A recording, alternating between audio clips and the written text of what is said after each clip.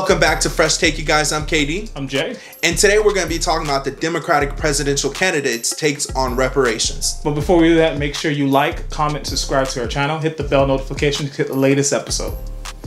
And so, Jay, a lot of stuff is going on. The 2020 election is heating up.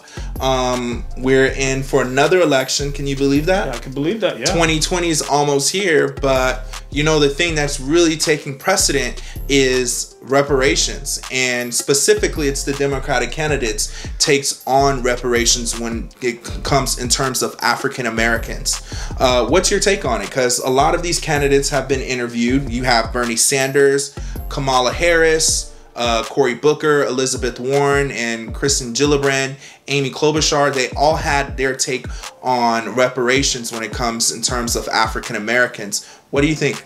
I think that because the times have changed and people are more open to history and what happened in history, how after post-Reconstruction, how we didn't have a chance to catch up. And now that we have a chance to catch up, I think it's a good thing that they're talking about reparations. Some of them are different than others. Some of them are talking about a system in play, like not giving people money. We're not giving out checks. Right. It doesn't make sense to give out checks. No, it doesn't. Crazy. I'll take a check. But overall, I feel like they have to have something like, you know, the 40 acres and a mule that they passed back in the day that they should give to people that are in need of it. And Sure. I feel like, you know, like affirmative action, you needed affirmative action for people. And I look at each candidate and they have different skew,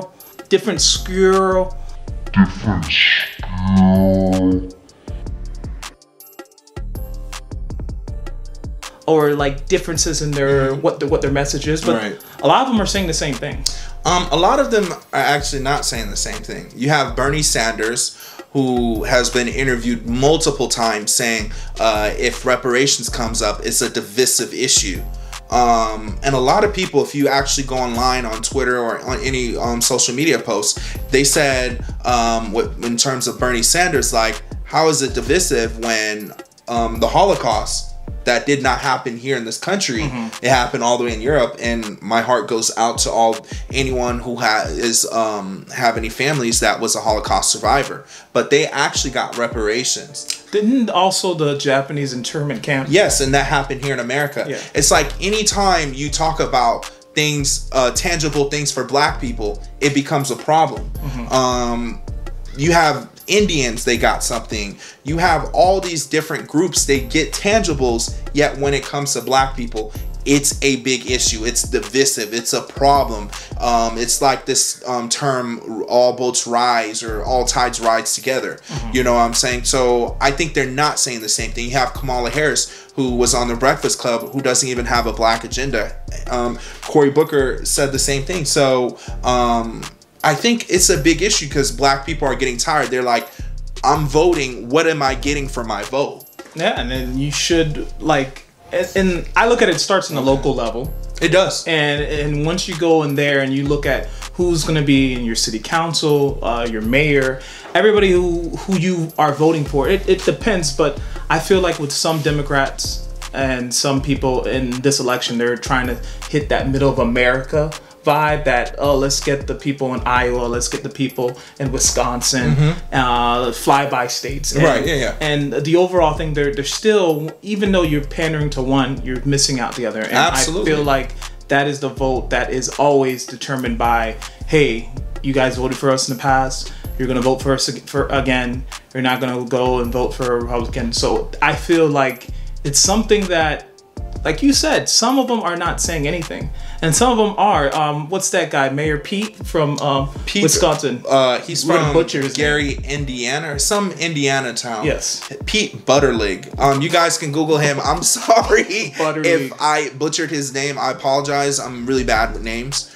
But what about him? I think that he has a good message. He was he was on the Breakfast Club, and he was also on The View, and he was talking about basically having a system where in the community it helps Black businesses to or get credits, and also help the school system in the inner city, and paying teachers better. So it's the reparations through a system. It's not reparations. It's not a direct reparation. Yeah, it's not a direct reparations. But I look forward to seeing the next because there's so much people. They're like 15 plus. Yeah. It's like the Brady Bunch, you guys.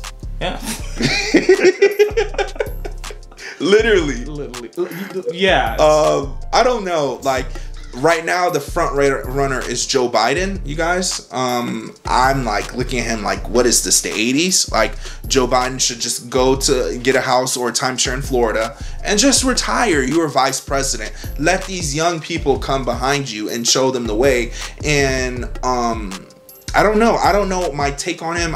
He hasn't really talked about anything like that. Well, but let me just say this point. Black people, you really need to do your research. We're hurting ourselves when like you're not doing your research on these candidates and you're voting for them because they have a D next to their name. No, you need to do your homework. Like voting is a business transaction, you guys. You can't just vote just because. Yes, we all know that the president right now is terrible. He's a terrible person, but you have to give people a reason to vote for you. Kamala Harris, Cory Booker, and all the other front runners. They have to give a reason, and we also need to help ourselves too, Jay, because we need to put out an agenda. Yeah. That's true, and that's the thing. What is the Black agenda? And I haven't heard from either of them a Black agenda. What's going to happen in the legislature and judicial, and just basically the whole federal government, what's going to happen. And I feel like you have to watch these next couple of months, because hey, 2019, we're in the 4th month basically already. It's the last couple days of March, and we just have to see what's gonna happen next. Yeah, and it's gonna keep on heating up. You guys, like I said, every kind of demographic in this country has received some form of reparations. You understand? The Holocaust didn't happen here in America. We have a Holocaust that happened. It's called slavery. But yet we give money to Israel.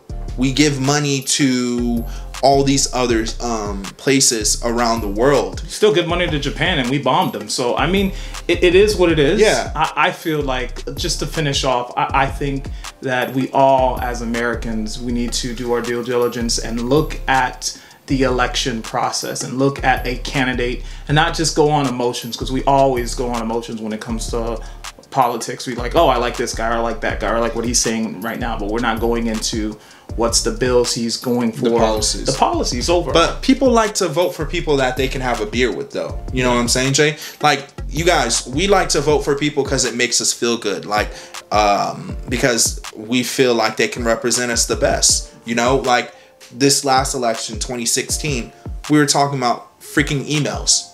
We're not talking about how these two candidates at the time were going to help us, but we're talking about emails. Okay. All right. Well, I mean, I guess people could use flip phones. My grandfather has a flip phone. Shout out to my grandfather. Shout out to your grandpa. But I want to say we're going to leave on the bottom different candidates, their website, so you can check out their platform. It's very important to check it out and not just take our word. Don't take anybody's word. You always want to do your research and find out due diligence, what's going on in your community, and find out who you're voting for before you actually vote. And that's our show. Make sure you like and comment. Subscribe to our channel. Hit up Fresh Take. Go on Instagram. Go on Facebook. Check us out. And thank you. Yeah. And that's it, you guys. We'll see you real soon.